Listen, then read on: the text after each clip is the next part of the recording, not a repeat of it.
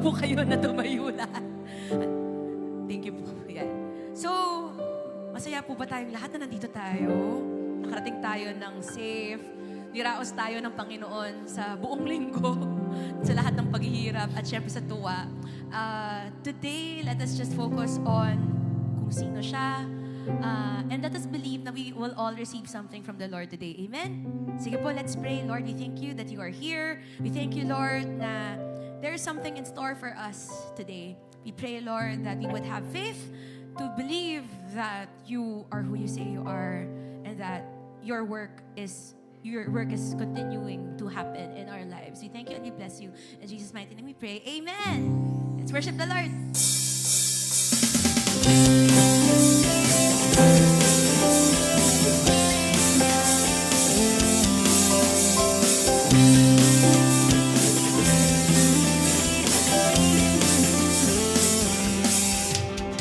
Ikaw ang kalakasan sa oras ng kahinaan, O Diyos magpakailanman. Ikaw ang siyang sandigan ko, buod at siyang publihan ko, O Diyos magpakailanman. Ikaw lamang ang kailangan, pag-ibig mo walang hanggan, sapat ang iyong biyaya sa bawat sandali. Ikaw ang lahat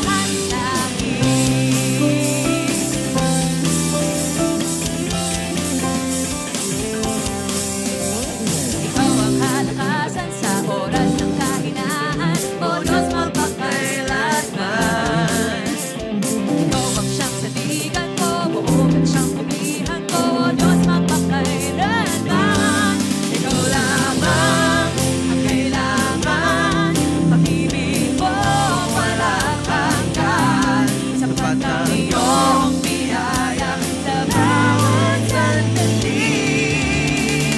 Ikaw ang lahat sa akin, ikaw lamang ang kailangan, pag-ibig mo walang hanggan, sapat ang iyong biyaya sa bawat sandali.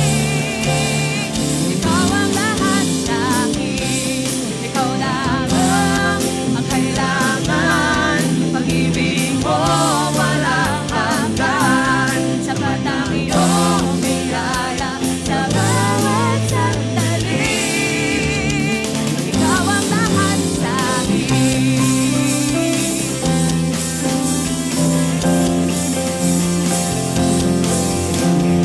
Palakpakan po natin ang Panginoon.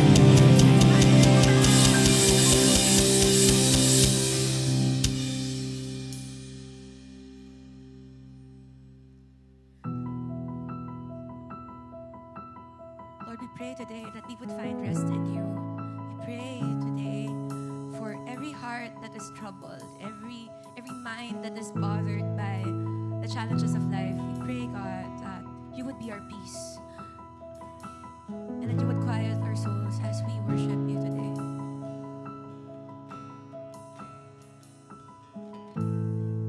You hold my every moment. You calm my raging seas. You walk with me through fire and heal all my disease.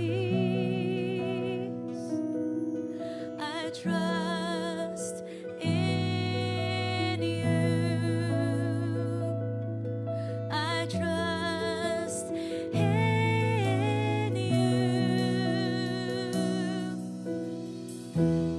I believe you're my healer. I believe you are all I need.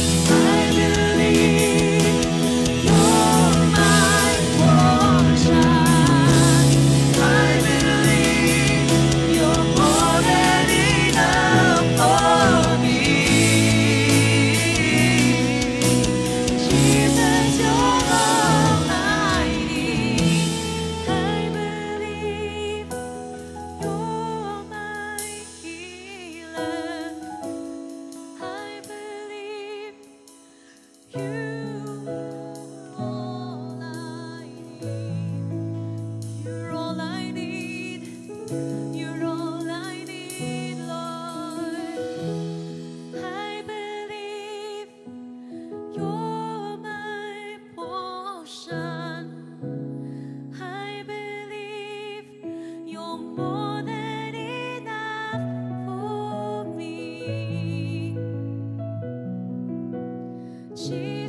you're all I need. You're more than enough. You're more than enough for me. Jesus, you're all I need. You're more than enough for me. Jesus, you're all I need.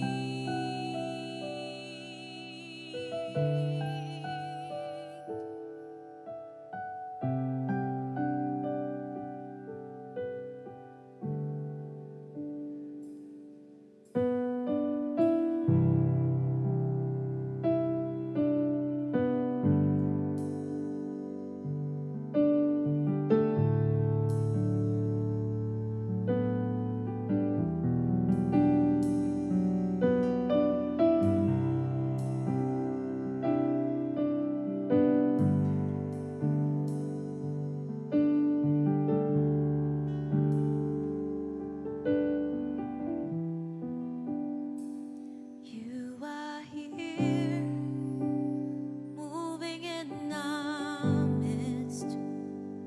I worship you. I worship you. You are here, working in this place. I worship you. I worship you. You are here, moving in our midst.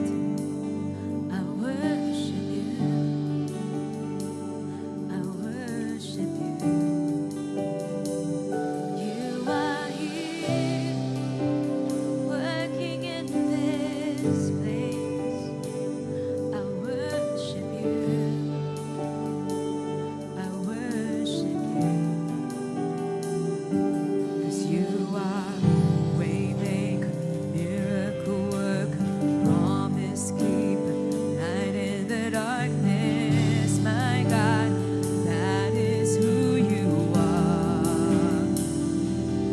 You are waymaker, miracle worker, promise keeper, light in the darkness. My God, that is who you are. You are here, touching every heart. I worship you. I worship you. You are here, healing every. We worship you, Lord. I worship you, Lord. Turning lives around. You are here, turning lives around. I worship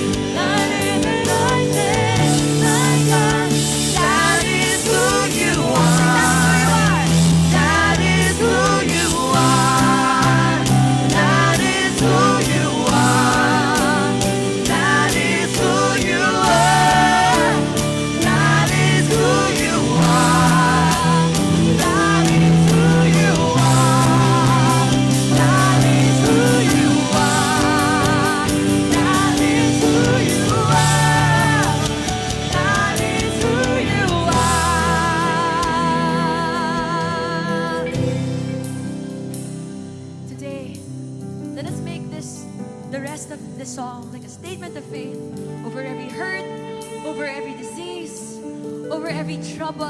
Let us declare that even if we do not see God, He is working. He is working for us. He is working for you. You are not defeated today because He has overcome the world and He is for you. So today, let faith arise in this place and let us just declare the truth that God is working. God is working. God is working for you. God is working for me. Oh, hallelujah. Today, let us just believe this. And we say, even when I don't see it, you're working. Even when I don't feel it, you're working. You never stop working. You never stop working. Even when I don't see it, you're working. Even when I don't feel it, you're working. You never stop working. You never stop. Come on, sing it out. Even when I don't see it, you're working. Even when I don't feel it, you're working. You never stop working. You never stop working. Even when I don't see it, you're working. Even when I don't feel it, you're working. You never stop working. You never stop working. Even when I don't see it, you're working. Even when I don't feel it, you're working. You never stop working. You never stop working. Even when I don't see it, you're working. Even when I don't feel it, you're working. You never stop working. You never stop. You are waymaker, miracle worker, promise keeper, light in the darkness. My God, that is who you are. You are waymaker, miracle worker, promise keeper, light in the darkness. My God, that is who you are. Oh, you're the waymaker. You are waymaker, miracle worker, promise keeper, light in the darkness. My God, that is who you are. Oh, you are waymaker, miracle worker, promise keeper, light in the darkness. My God, that is. Come on, say that is who you are. That is who you are. That is who you are. That is who you are. That is who you are. That is who you are. That is who you are. That is who you are. That is who you are. You are waymaker, miracle worker, promise keeper, light in the darkness. My God, that is who you are.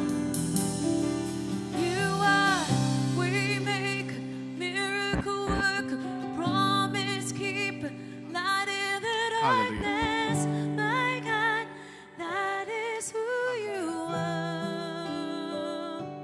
You are waymaker, miracle worker, promise keeper, light in the darkness. My God, that is who you are.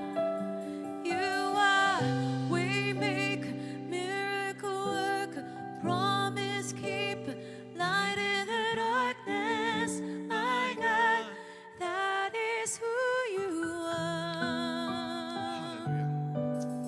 Hallelujah. Heavenly Father, we just welcome you in this place this morning. Lord, you see the hearts of your people. You see those desperate cries, God, for help. You see every situation we are into today, Panginoon. And Lord, give us eyes of faith, the eyes of faith to trust in you, to trust in your word in whatever season of our lives. Oh Lord, we just come and surrender to you, Panginoon. Especially in those moments when we feel that there's no way out, God. In those moments, Panginoon, that we don't know what to do. In those moments, God, that we know it's the end of everything. But we have hope in you, Heavenly Father. We have hope in you because you are a promise-keeping God. You are a miracle-working God. And that's what we believe today, Heavenly Father. That's what we believe today. And Lord, your presence in this place, Panginoon, is just so overwhelming, God. That, Lord, your word, your promises that you have spoken unto us, God, Lord, we believe that this morning, Panginoon, you are bringing clarity unto every situation. That this morning, God, you are taking control of every single circumstances, every single problem that we are facing right now, God. We just trust in you, God. Just trust in you. And you know, church, the presence of God in this place, it's just so real. The Holy Spirit is just moving in the midst of us. You know, as we were singing, I can sense in my spirit that there are some of us who have no way out in their problems.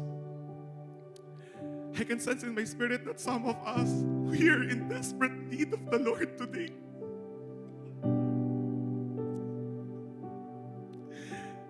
And so if you are that person,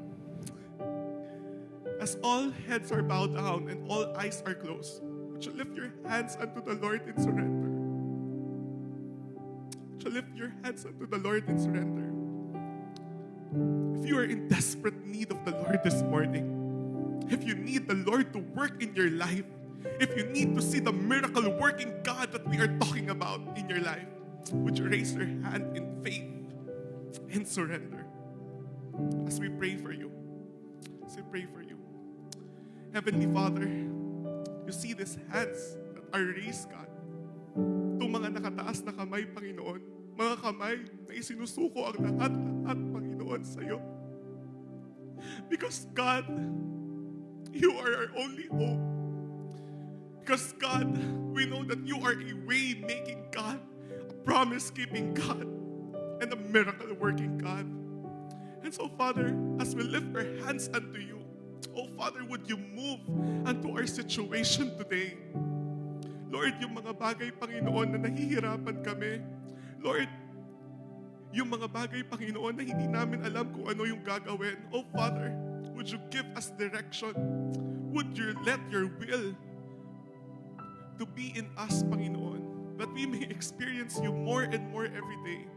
And Lord, we just ask for your peace, Panginoon, yung kapayapaan mo, Father God. Just come unto us and hover upon us. Oh Father, would your peace reign in our hearts today? And we just thank you, God, for the things that you are doing. Lord, for the rest of this service, God, we believe, Panginoon, that you will speak unto us. And we look forward unto that, Panginoon. Kung ano yung salita mo sa bawat isa sa amin. Because you alone, God, is our hope. You alone, Panginoon, is the maker of all things. And so, Father, we just entrust everything into your hands. Just have your way in us, God. And unto you, Lord, be all the glory, the honor, the praise, and the thanksgiving. And this is our prayer in Jesus' name. Amen and amen. Let's give the Lord the best clap of praise. Hallelujah. Hallelujah. So before you take your seat, can you greet the person next to you a very good morning? Morning. So today po is actually as our Friendship Sunday. So it's the last Sunday of the month of September. So if you have been joining us or attending Beginnings Church for the past 3 months, no? Or if you are new to this church, we don't believe in accident. We want to tell you that God has a plan and a purpose for your life. And even before you come here, plinano na ng Panginoon yon. Amen? And so, we invite you after our 8 a.m. service to go to room 101 because we want to get to know you and we have a special gift just for you. And also, we have started our new life group series and this is naka-align din to sa ating preaching series which is the names of God. So ano na ba yung napag-aralan natin na name of God? Last Sunday? Jehovah Jireh.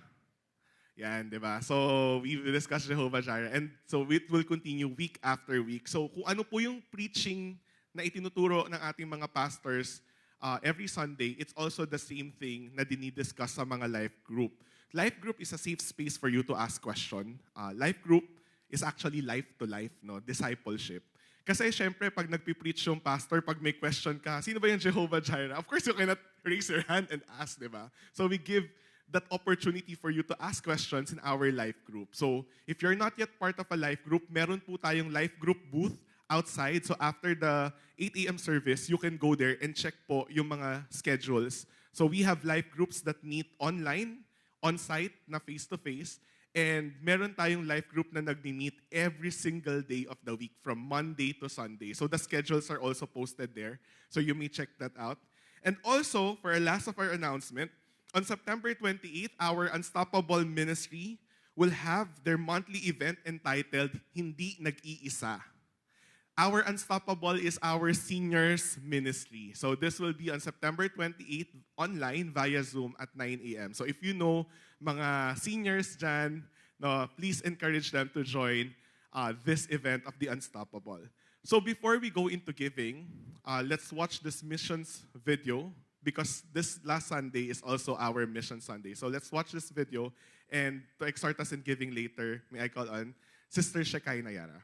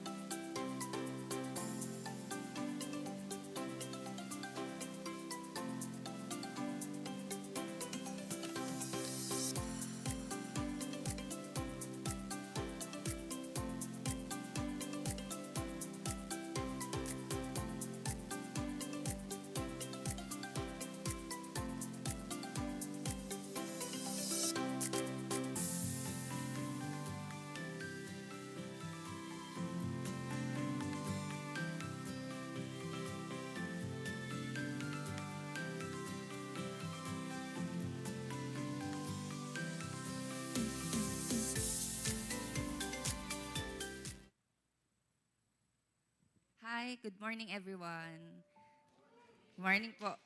So, magandang umaga po sa lahat. I'm Shekai Nayara, but everyone here on church, sa church po, calls me Shek. And today po is our Mission Sunday. Please remember that every last Sunday po sa ating buwan we dedicate it to our missions ministry. So, we just watched the video and ako personally, I love the Mission Sunday kasi it reminds everyone here on church on our outreaches, what are the activities po ng that our missions ministry na ginawa for that month or for that quarter. And it reminds everyone din talaga on how to intentionally po to be involved. Just like in the video po dun sa acronym like Jesus. But now, I will share just 3 summarized things on how can we be involved po. So, bago po yun, since July po, our missions ministry is asking different workers to give testimonies about how they have been part of the ministry, paano sila nagsimula, and I hope that everyone was encouraged for the last month. And we've been doing this since the month of July. And I hope that individual testimonies po nga talaga would have spark yung interest. Paano nga ba talaga? So, as seen po dun sa video, number 1 is to actively praying. How can I be involved? Sino dapat kong lalapitan? Number 2 po is we can prepare ourselves by by preparing ourselves by enrolling in one of our habits class, and that is Habits 4. Third is that today we can exercise one thing that and involvement, and that is through serving, through giving. I have been with the church po since I was 6 years old, and now I am involved in the prod team ministry and then the and part of the youth staff. And onting plug, youth church happens po every 2 to 4 p.m. every Sunday. My first involvement in missions ministry was when I was 21 years old, when I attended one of the class here on church, which is Habits 4. And then the following year po, I had an opportunity to be involved in our Mindanao trip and also the India trip that year. So I was the youngest. Actually, yung aming Mindanao trip po sa medical/evangelical trip. And the following year after that, I decided din po pa rin to be involved pa rin po dun sa ating India missions. So, when I was young, I know na sino yung mga nasa 20s dito. It is very meaningful for us to, yung parang make it memorable po, no, yung out of the country trip, since the millennials would just, parang, I choose myself, ganyan. I want to be out there. So, I personally decided po na my first out of the country trip was for God. And that was po 2022. Joke lang. Was at 2017. So yun yung parang personal goal ko in my life na, Lord, kung lalabas man ako ng country, that is for you. And one of the things na syempre I considered was the financial expenses, but I saw how the Lord really moved to provide beyond the things I need. During the trip, I was given roles that were outside of my usual responsibilities, like teaching kids. But it is so amazing how the Holy Spirit moves, especially to the hearts of the lost po doon.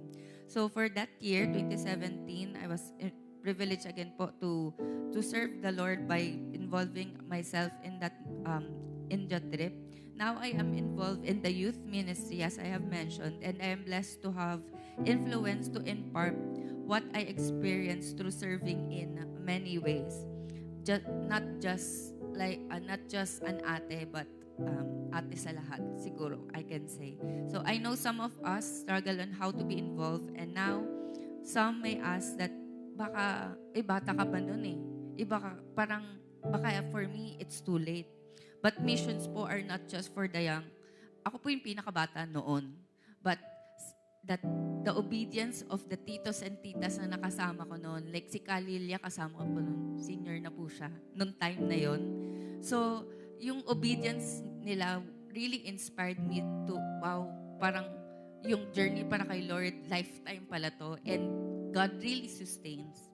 So, there are more mission trip and activities that we can be part of, but today I'll be ending with Ephesians 2, verses 8 to 10. It says, God saved you by His grace when you believe, and you can take credit for this. It is a gift from God. Sabihin po natin, it is a gift from God. Salvation is not a reward for the good things we have done, so none of us can boast about it. For we are God's masterpiece. He has created us anew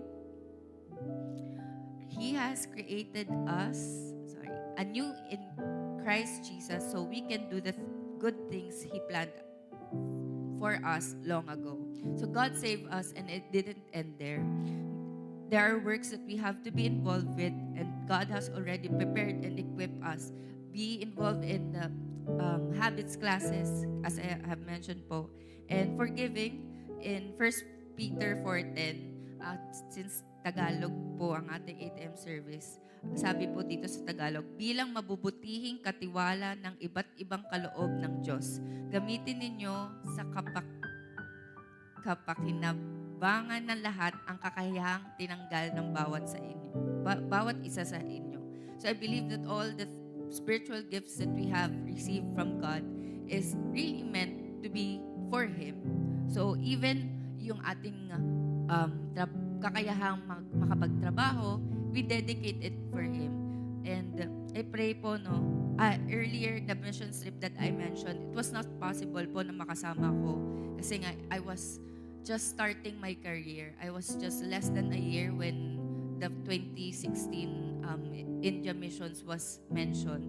But then, God really touched hearts ng mga people na nasa around me. I was blessed to, oy, Shek, di ba alam kong pupunta ka? So, nagbigay sila.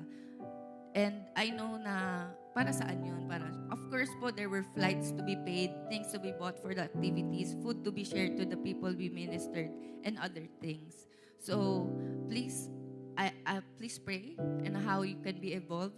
You can start by praying, and I believe from there, God will speak to you. And, sige po, let's pray. So, God, we thank you, Lord God, for today. We thank you, Lord Jesus, for this time, Lord God, that we can be remembered on how can we be more close to you, and that is being close, Lord God, in sa heart mo, Lord God, and that is just spreading and just sharing the good news to the lost. Lord, there's nothing, Lord God, that can separate us, Lord God, with your love. And I pray that you would help us, Lord God, to know, Lord Jesus, on how to be involved in your missions, O Lord. And we thank you for this time. We thank you, Lord God, that we can be in a church, Lord God, that is sending missionaries, Lord God, that is just having a heart, Lord God, to really just reach for the lost. Lord, we thank you, Lord God, for today. We thank you, Lord God, for this opportunity and the ability to produce wealth. In Jesus' name we pray. Amen. So we can now stand po, and there are offering boxes in front of us, and there are also ways to give through online, BPI, Video, Union Bank, and check. So sige po, we can all stand and come in front for our offering and tithes.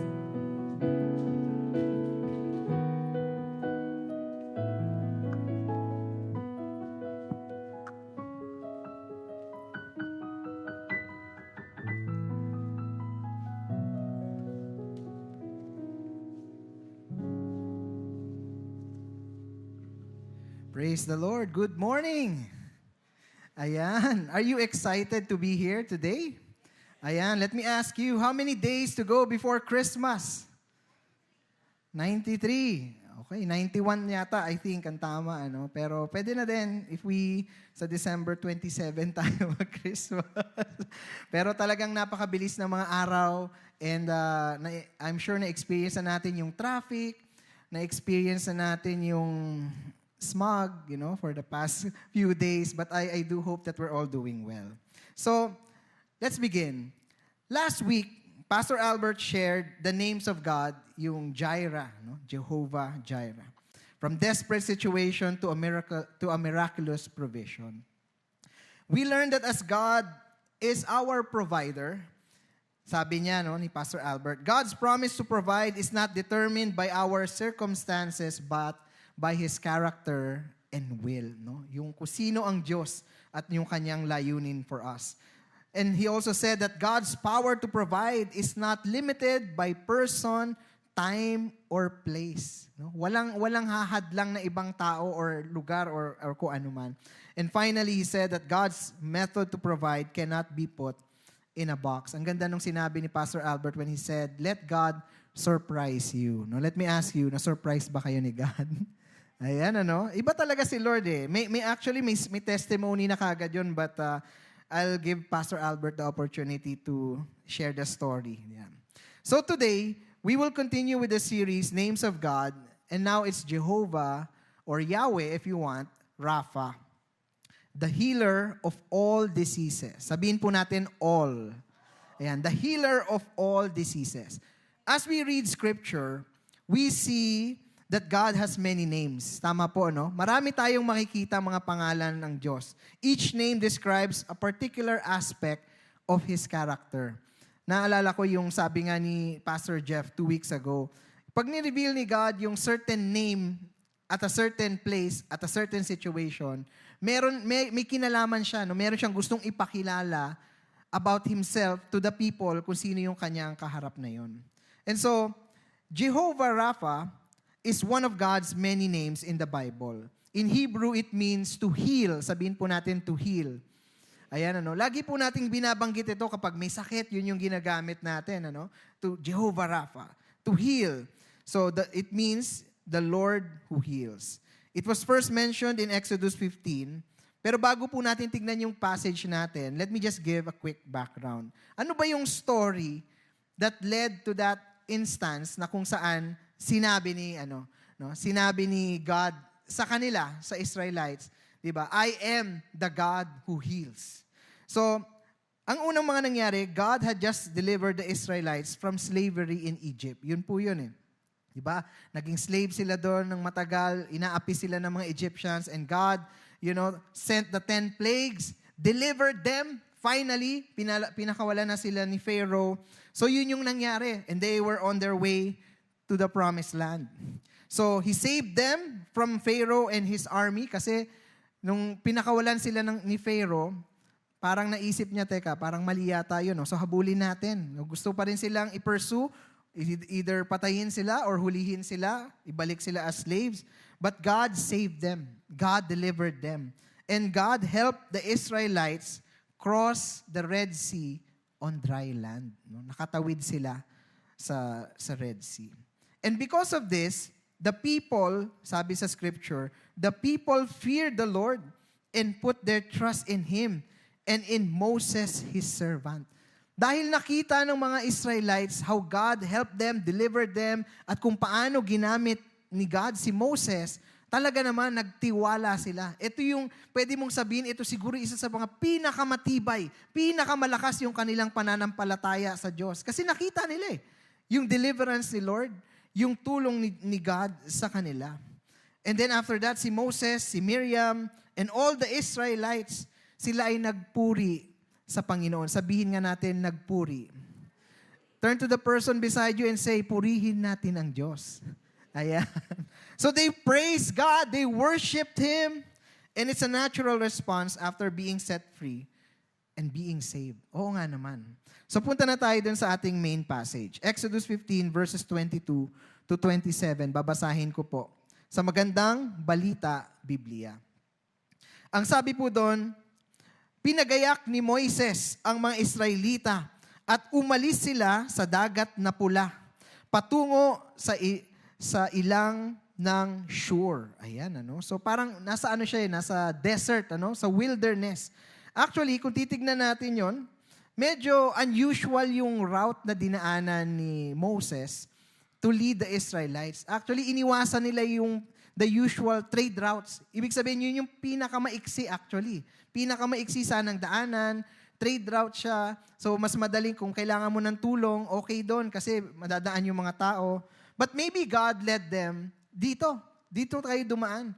Siguro for practical reasons to protect them kasi mas madali nga naman silang mahabol ng mga kalaban nila, kung may natira pang mga sundalo ang Pharaoh or yung mga ibang bansa. So, He led them to an unusual route and dahil wala nga yun sa major trade route. Sabi po doon, next tuloy natin yung verse, 3 araw na silang naglalakbay, ngunit wala pa rin silang nakikitang tubig. Imaginein po natin, 3 araw na silang naglalakbay, wala silang makitang tubig. And yung journey na yon, yung, di ba, from kung saan sila dineliver ni God, nakatawid sila sa Red Sea, papunta dun sa desert, the journey was about 53 kilometers. Yan. Sino po ba nakalakad na ng ganong kalayo? Meron po ba? 53, Minsan nga siguro 1 kilometro lang, parang ayoko na. Tama na, 53 kilometers. Imagine natin, walang tubig, wala silang mabilhan ng milk tea, walang McDonald's, walang pick-up coffee, wala yung paboritong binibilan dito ng mga kabataan, yung Big Brew. Walang 7-Eleven, walang Uncle John's at kung ano pa. Wala silang mainuman. 'Di ba? Ang intindi natin, 'di ba yung rule of thumb, 3 days lang yung maximum time nang walang tubig yung katawan natin para tayo mag-survive. Beyond that, yung mga organs natin, magkakaroon ng organ failure, madidehydrate tayo, at tayo ay mamamatay. So, isipin natin, very legitimate yung kanilang, yung sabihin na natin, yung kanilang reaction. Kasi maaring nakalimutan nila yung great victory that they have received from the Lord. Yung deliverance ni God sa kanila, maaring nakalimutan na nila yon, di ba? And then finally, di ba? They came to a place na may tubig. Ito yon sa verse 23, sabi doon, sa wakas, dumating na sila sa batis ng Mara. Ngunit hindi nila mainom ang tubig nito dahil, bakit? Mapait. Ayan, no? Kaya tinawag nila itong batis na mapait, no? Sa salitang English, bitter. Kaya wag po tayo magiging bitter kasi hindi tayo magugustuhan ng mga tao. Sabihin mo sa katabi mo, wag maging bitter. Ayan. Pero hindi po yun yung lesson na pupuntahan natin. Pero imagine natin, 3 days, wala kang mainom. Finally, nakapunta ka dun sa isang lugar na meron na mainuman, pero hindi mo mainom. Di ba? Hindi ba siya parang kang tinotont? Parang alam mo, yes, naligtas na kami. Pwede na. Tapos biglang wala. I remember, meron pong may pagkakataon na meron kaming hinahanap na pagkain na obvious naman kung ano hinahanap namin, pagkain. Hinahanap kami pagkain yung taro puff. Alam niyo ba yung taro puff? Sa yung restaurant na Causeway. Hindi po to sponsored, baka sabihin niyo. Naalala ko, may pinuntahan kaming restaurant na yon sa isang branch nila sa may Timog banda. Pagdating namin doon, yun yung gusto namin unang orderin. Pag-order namin, sold out na po, sir. So, anong ginawa namin, tuloy ba natin dito? O lipat tayo sa iba? Umalis po kami, naghanap kami ng ibang branch. Napuntahan po namin yung doon sa may bandang Banawe. Sobrang excited namin. Kasi yun yung gusto namin kainin talaga eh. Gusto namin to, masarap to. Pagdating doon, di ba, parang nakita na namin, nakapag-park na kami, tuwang-tuwa kami, excited kami. Finally, matutupad na mga pangarap namin sa buhay. Pagdating namin doon, sabi, ay, sold out na, sir. sobrang disappointed kami. Kaya, yun. Pero kumain na lang kami doon kasi napapagod na kami sa kamagastos sa gasolina. Pero sa kanila, yun, pagkain lang yun, pero ito, life and death. Yung kanilang hinarap. 3 araw na walang mainom, tapos finally may body of water, and yet they could not drink it. Sabi, may ibang Bible scholars na nagsasabi na yung tubig daw doon is parang tubig sa Dead Sea. 'Di ba sa Dead Sea sobra-sobra po kasi yung alat di ba? Na sa sobrang taas ng salt content, nagiging lasang parang bitter na, mapait na yung lasa niya. At yung reaction mo pag uminom ka, talagang ilalabas mo na lang. So ano yung reaction nila? Nagreklamo kay Moises ang mga Israelita. Ano ngayon ang iinumin namin? Di ba? Kung isipin natin, kung tayo po yung nasa lugar nila, malamang yun din po ang sinabi natin. Ano nang iinumin natin? Ano ba naman yan? Niligtas mo kami doon para dito kami mamatay sa dehydration. Parang ganun. So si Moses, from being revered by the people, bigla siyang nagkaroon ngayon ng mga haters at bashers. Siguro yung kanyang yung Facebook account niya puro hate comments ang natanggap niya. Moises, dinadala kami, wala naman palang papainom sa amin tubig. Ganito, ganyan. 'Di ba? From the people singing kasi nung una, 'di ba, tuwan-tuwa sila kasi God delivered them. Si Moises ang naging leader at talagang tuwan-tuwa sila. So, from them singing tungkol kay Moises, siguro inimagine ko lang, siguro ito yung kinakanta, for he is a jolly good fellow, siguro binuhat pa siya dito sa sa balikat, tapos nagsisigawan sila. Tapos pagdating dito, sa lugar na ito, sa Mara, sabi, let me be the one to break it up. Parang gano'n. Iwanan ka na namin, Moses. Pambihira ka, di ba? So, tuloy natin. Inimagine ko lang po na yun yung kinanta nila. Pero sa tingin ko, mas galit na galit pa talaga sila. Sa verse 25, sabi dito, dahil dito, humingi ng tulong si Moises kay Yahweh. Itinuro naman sa kanya ang isang putol na kahoy. Kinuha ito ni Moises at inihagis sa tubig at nawala ang pait nun. Thank you po. At nawala ang pait nun. Now I wonder kung anong klaseng kahoy yun, ano? Di ba? Parang ano ba yun? Biro mo, tinapon lang dun sa ano, biglang drinkable na yung water. Siguro kung meron tayong gano'n, no? Nalutas na lahat ng problema sa sa inuming tubig, sa fresh water. Ayan. And it was another miracle by God. Di ba? After nung na-wipe out yung mga armies ni Pharaoh, after nilang makatawid sa Red Sea, ito yung kasunod na miracle na ginawa ni God sa kanila. Turning the water na undrinkable na pwede nilang inumin. Sabi doon. At ito yung kasunod na sinabi sa verse. Doon sinubok sila ni Yahweh at binigyan ng tuntunin. Ang sabi niya, kung ako ay buong puso ninyong susundin, kung gagawin ninyo ang matuwid at susundin ang aking kautusan at ang mga tuntunin, hindi ko ipaparanas sa inyo ang alinman ng mga sakit na ipinadala ko sa Ehipto. Akong si Yahweh ang inyong manggagamot. Ito na po yun. Dito na niya sinabi yung I am the God who heals. Jehovah Rapha. Pansinin po muna natin, leading to that, na si God tested them. Kumbaga, tested them by giving them itong tuntunin or itong statute, or itong instruction sa kanila. God already knew kung ano yung nasa puso nila eh. But He wanted them to see, sila mismo, makita ano ba yung kondisyon ng puso natin. Tayo ba ay magpapatuloy na magsumamba, magtiwala, manampalataya sa Diyos?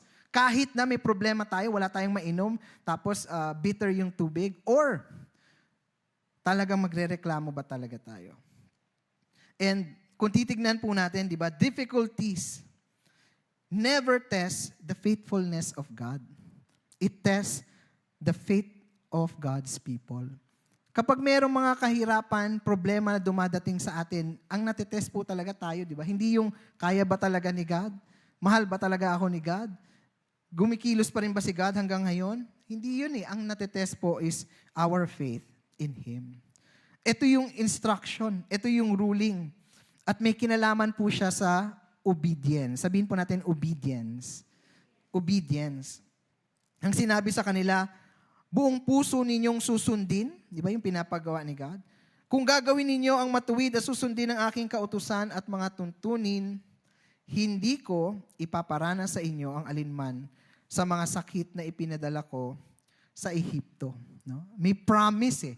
Kung ano man yung nakita nyo na pinagdaanan nila from the 10 plagues, hindi iyon mangyayari sa inyo. Kung ifa-fast forward natin ng konti yung story, itong journey nila. Journey ito eh. Kung ifa-fast forward natin ng konti, at example na ibigay na, hindi pa kasi nabibigay sa kanila yung yung tablet. Ginagawa pa po ni Apple yung tablet. So hindi pa po na ibibigay sa kanila. Wala pa yung law. Yung law, no? Hindi lang 10 commandments but 613. Hindi pa nabibigay. So i-fast forward natin konti, kung ay nabigay na. At kung titignan po natin, yung mga nakasulat dun sa law na yon, na binigay ni God sa Israel, ay merong impact, marami dun, may impact sa kanilang hygiene at sa kanilang health. Hindi lang siya basta na parang kung paano ba magpakabanal, paano mag-worship, paano magganito, but a lot of those things may kinalaman sa kanilang health at sa kanilang hygiene. Things like, ito po, i-Englishin ko na lang para mas maganda pakinggan. Things like circumcision, quarantine, washing yung kamay nila in running water, hindi lang po sinabi na 20 seconds, pero nandun yun.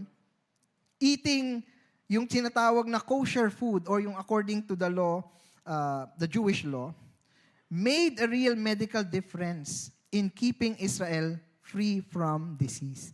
Even yung obedience nila to God in itself sa law niya was very practical and matutulungan na talaga sila na para gumaling o para hindi magkasakit. Di ba? Obedience to God in itself already brings good health to God. And to that, God's promise sa kanila, to prevent the diseases that He brought to the Egyptians as they obey God and His word. Kasama pa yon. Practical na yung inuutos, kasama pa yung protection ni God, talaga naman, hindi na sila, mapapagaling sila sa kanilang mga sakit. As God gave them this instruction, dito niya pinakilala yung sarili niya as the God who heals. Di ba sabi nga natin kanina, Jehovah or yung Rapha was first mentioned here na sinasabi the Lord heals. Pero ito po ay hindi limited sa physical healing. Hindi po nagtatapos doon yung meaning ng pangalan na Rapha. This word also means to restore. Sabihin po natin restore. To make whole. Sabihin natin make whole. Ayan ano. Eto, wag niyo na sabihin mahaba eh. To properly mend by stitching and to repair. Ang naiisip ko po ditong example is, kasi merong, siguro several weeks ago, meron akong napanood na para lang siyang raw na vlog. Na sinamahan niya yung mga mangingisda natin, pumunta sila sa dagat. And marami sila. And bawat isa may special role, no? Iba-iba, merong taga-dive, merong taga-set nung lambat na, kasi mahaba yun eh, tagalagay ng pain. But there was this one guy, na ang role lang niya, lahat naman sila generalist, pero ang role lang niya is to stitch yung mga nets.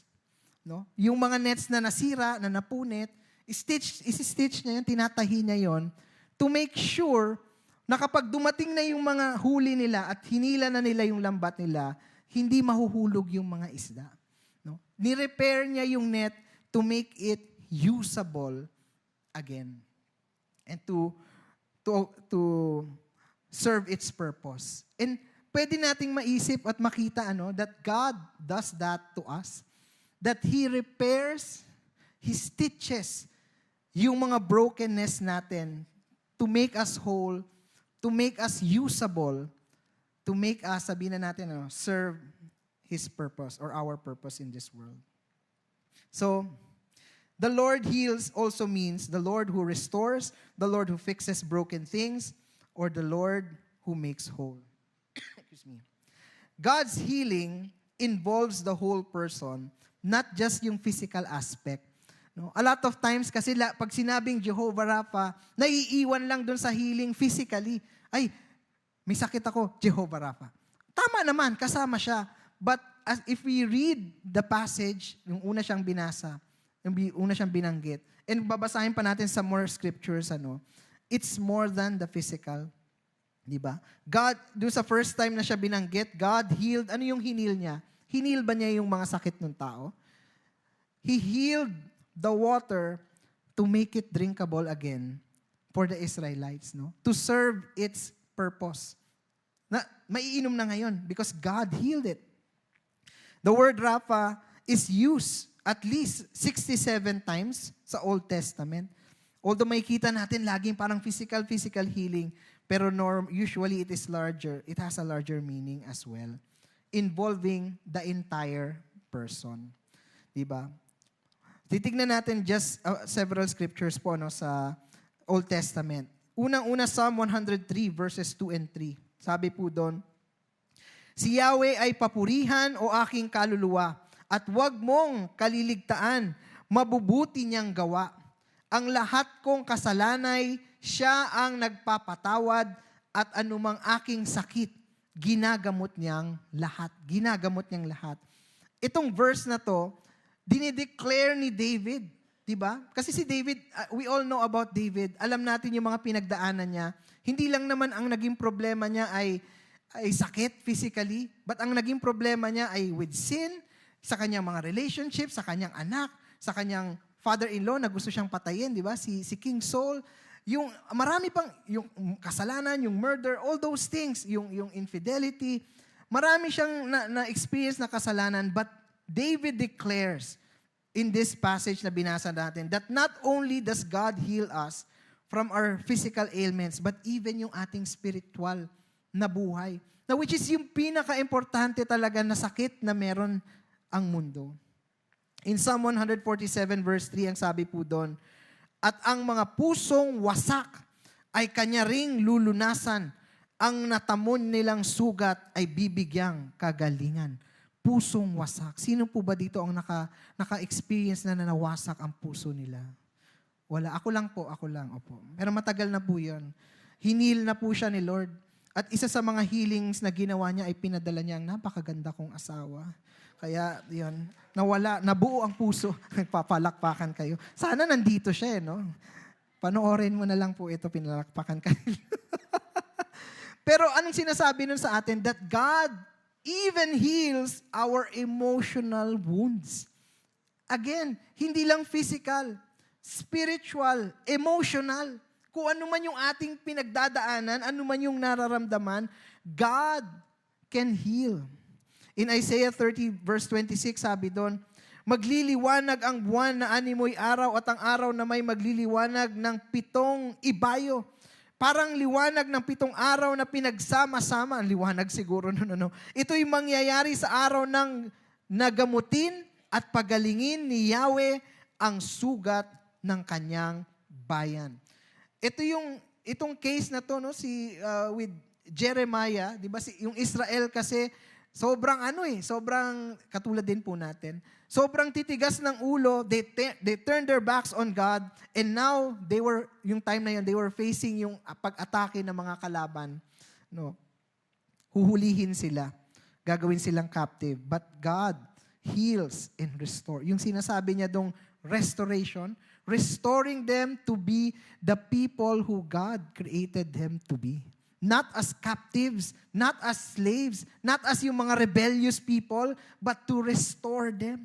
Sabi sa Jeremiah 30:17, maganda no? Sabi, ibabalik ko ang kalusugan mo at pagagalingin ko ang iyong mga sugat, kayo'y tinawag nilang mga itinakwil, ang Zion na walang nagmamalasakit. Again, ito yun after the destruction of Jerusalem, si Jeremiah, no? Kasi nga, dahil sa mga kalaban nila, yung mga Babylonians, nakita niya yung mga kaibigan niya, yung mga kababayan niya, kinuha to be captives, i-exile sa Babylon. But God reminds him that He will restore Israel.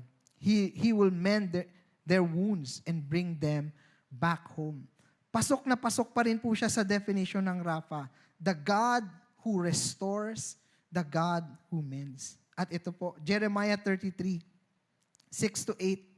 Sabi doon, ngunit pagagalingin ko silang muli, talking about the Israelites, hahanguin ko sa kahirapan ang Juda at Israel at bibigyan sila ng kapayapaan at kasaganahan, ibabalik ko ang kanilang mga kayamanan at muli silang itatatag. Lilinisin ko sila sa lahat nilang kasalanan at patatawarin sa kanilang paghihimagsik laban sa akin. Itong healing ng Diyos, di ba? Sinabi dito, brings, anong dinadala? Kapayapaan, kasaganahan, ibabalik ang mga kayamanan, muli silang itatatag, God will establish them, lilinisin ko sila, silang lahat ng kasalanan nila at patatawarin sa kanilang paghihimagsik. Makikita natin doon sa verse na yon, yung parang kompletong definition ng God, the God who heals. The God who heals. In all of these verses, we see that God heals many diseases beyond the physical, yung spiritual, yung emotional, mentally, relationally. Diba? Kapag pumunta tayo sa New Testament, kubos na pala yung oras ko, but tatapusin na po natin. May kita natin that si Christ, diba? Si Jesus, siya yung, pwede nating sabihin, siya yung revelation, yung expression ng truth that God is the Lord who heals, the one who restores and make whole. Si Jesus, sabi nga niya, babasahin ko yung sa Luke 4 na lang. Sabi niya, kino-quote, binasa ni Jesus yung scroll ni Isaiah. Sabi niya, ang Espiritu ng Panginoon ay suma sa akin, sapagkat hinirang niya ako upang ipangaral sa mga mahihirap ang magandang balita. Isunugo niya ako upang ipahayag sa mga bihag na sila'y lalaya at ang mga bulag na sila'y makakakita. Isinugo ako upang palayain ang mga inaapi at upang ipahayag ang panahon ng pagliligtas ng Panginoon. Kinuhot niya Isaiah 61 verse 1, na makikita natin, yun yung ministry na ginawa ni Jesus. Lahat ng mga pinagaling niya, can we show yung mga healing na ginawa niya? Yung mga paralyzed man, yung leper, all those all those people.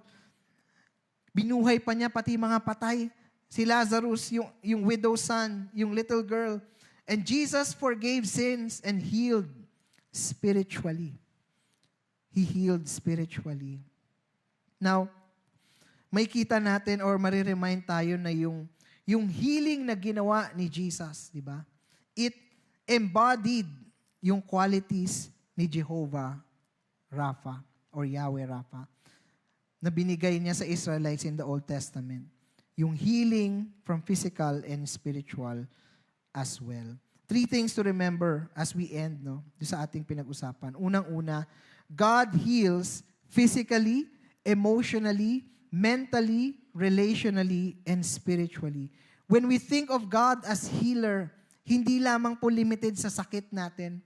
Hindi lamang po siya limited sa, sa physical ailments, but whatever it is na may sakit sa buhay natin, relationships natin, yung ating emotional health, emotional state, yung mental health po natin, yung relationship natin kay God o yung spiritual health natin, God can heal all those things. Sabihin nga po natin, God can heal.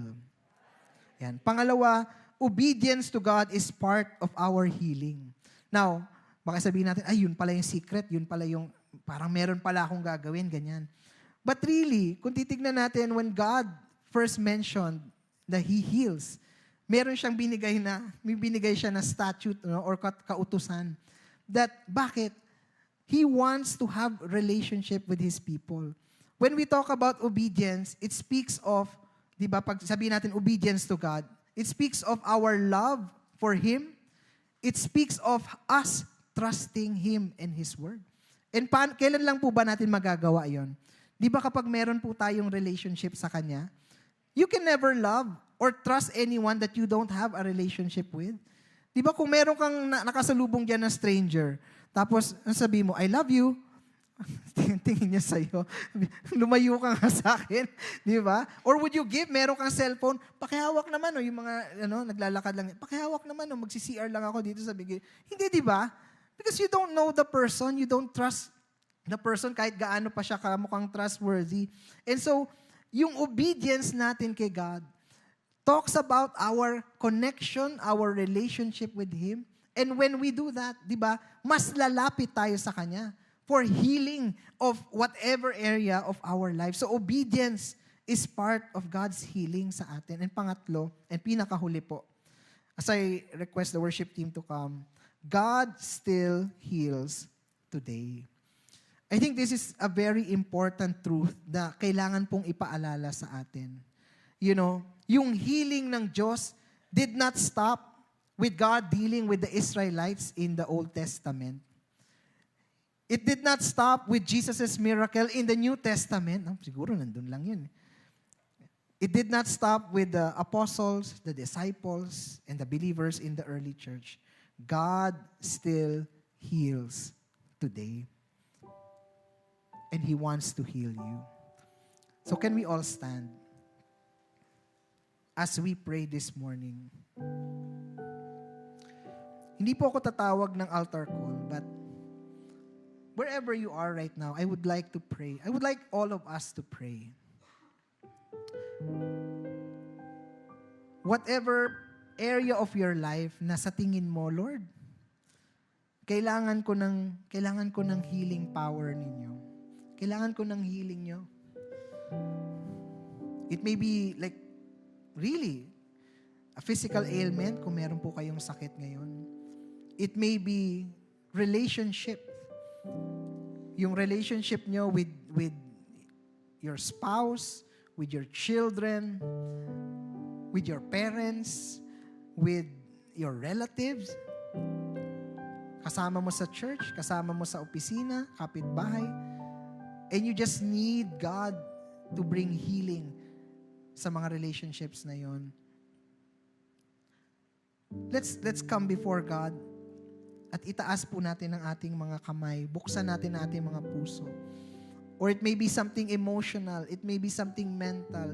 Or it may be spiritual na parang pakiramdam natin na parang yung faith ko kay God ay hindi lang basta nang lalamig. malamig na malamig. I believe that God wants to heal you today.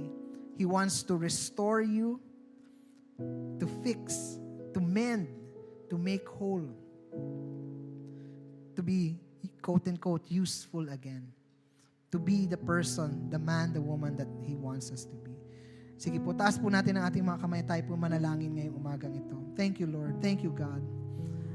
Panginoon, kami po ay nagpapasalamat that we are reminded through Scripture that you are the Lord who heals.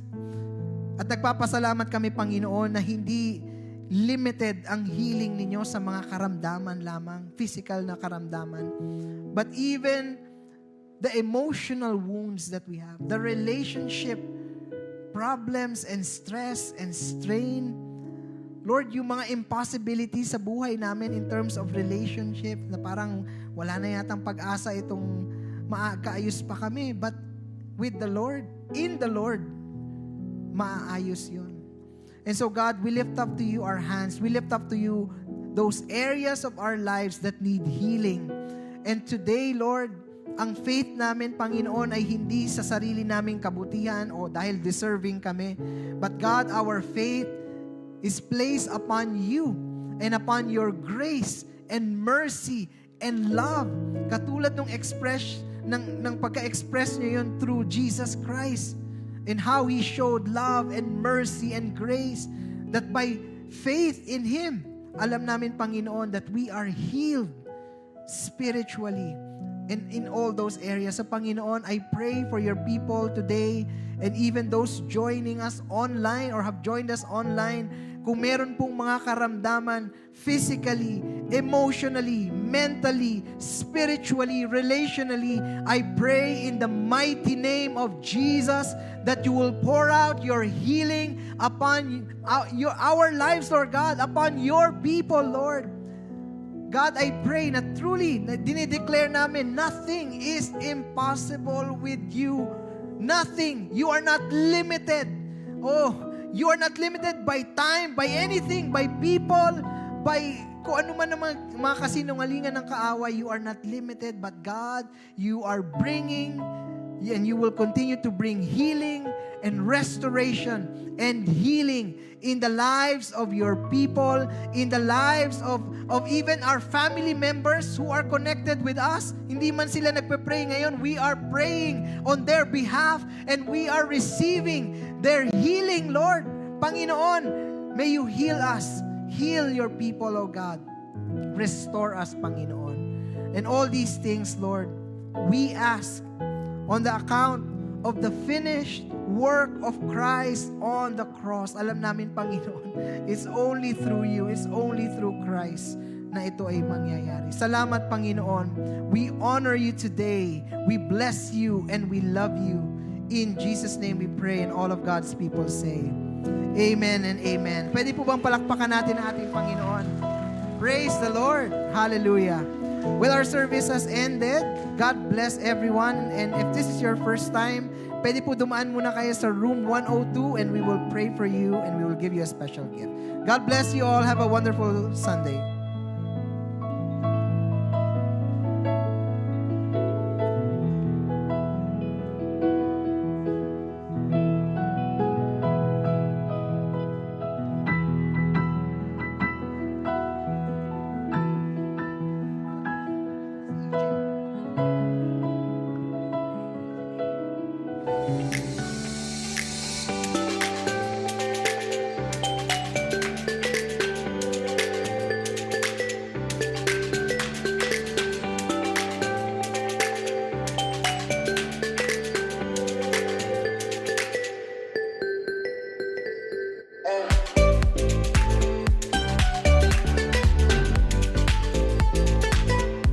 Thank you for joining our worship service today.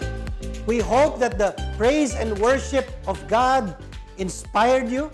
We hope that the prayers uplifted you. And we hope that the preaching of God's Word encouraged you and challenged you to live a life according to God's purpose for all of us.